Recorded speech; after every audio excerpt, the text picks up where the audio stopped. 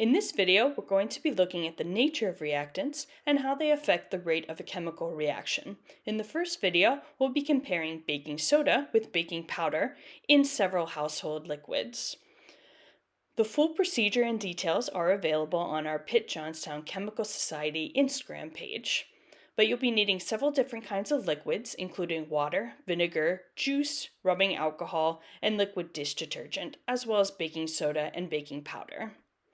On the left, we have all of the liquids combined with baking soda, and on the right, we have baking powder. And you'll be able to observe the rate of this reaction by the formation of bubbles. As you can see on the right, the baking powder has produced bubbles with pure water, whereas the baking soda has not. With vinegar, both react, but the baking soda has a much more dramatic reaction, creating more bubbles of gas. The next solution is baking soda dissolved in water, so this is a basic solution.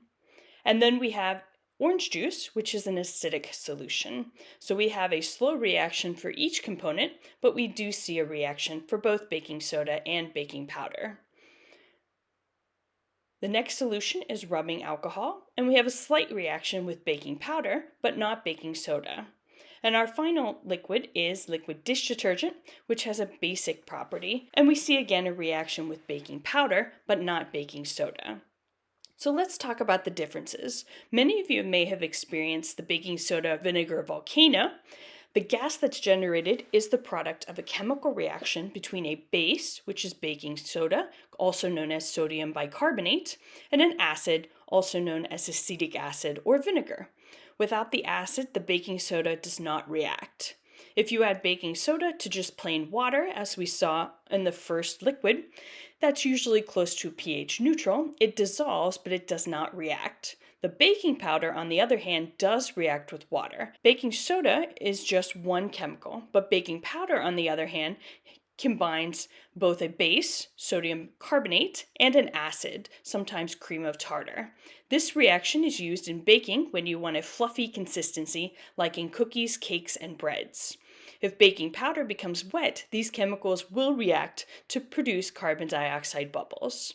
And most baking powders include a cornstarch to act as a drying agent, which will prevent the reaction from happening in the container.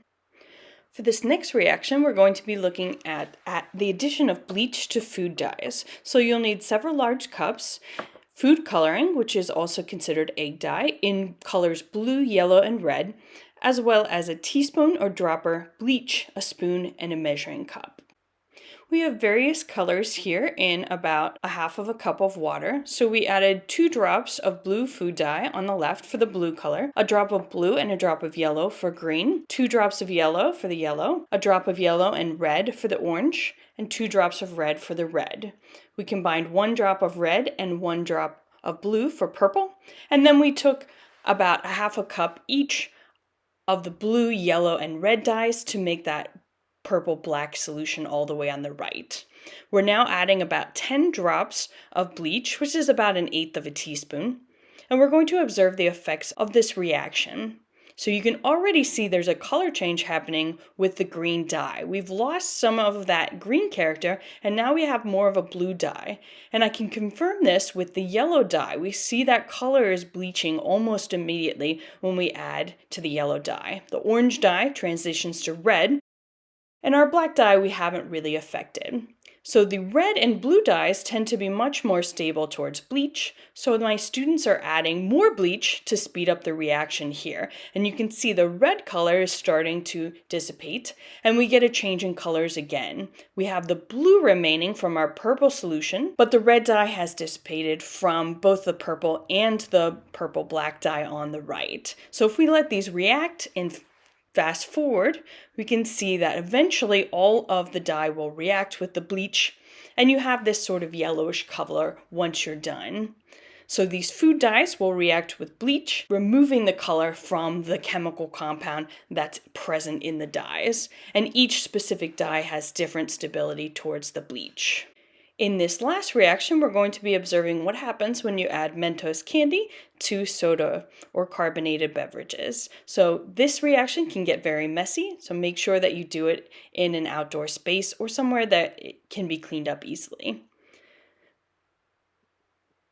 So you can see as soon as you add those Mentos tablets, you get a dramatic reaction.